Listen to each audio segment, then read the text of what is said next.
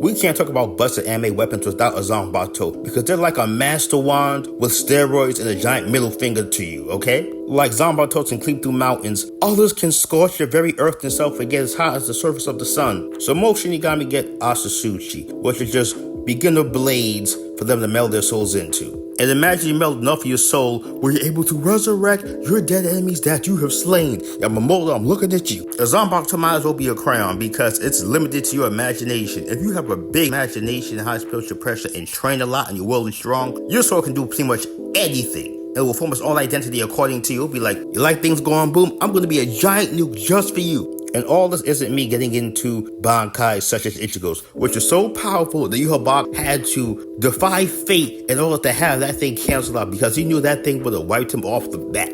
When the villain says, yeah, I gotta hack the system because your blade is too broken, you know you have the ultimate sword of destruction. But what's worse than all that is somebody that doesn't have a Shikai or a Bankai like Kenpachi, and they swing that baby with a whole lot of force just to kill you. And imagine this, he didn't have a Shikai, a Bankai, or identity for his sword. He was just swinging that baby around and defeated other captains and higher grade hollows by himself. And that's not including when he got his Bankai and Shikai. And if you will, the spiritual pressure isn't that high, you can still modify your sword and Bankai to be broken like Mayuri's. Because this man has modified his sword for every contingency, for every enemy he's ever went to fight. And it's came out on top. He modified his sword and his assistant to fight the literal hand of their god. And you're telling me from a scientific discipline you can enhance and upgrade these powerful weapons that are already busted? Yeah, no, Zanbatos are easily the most broken weapons because they can be easily mass produced and cause so much havoc and chaos based on the user's abilities and imagination. And imagine a guy who has to make these. Yes, he made the first Zanbato ever, and his sword is so powerful that it kills people in one cut. And he was displeased that I was able to do that.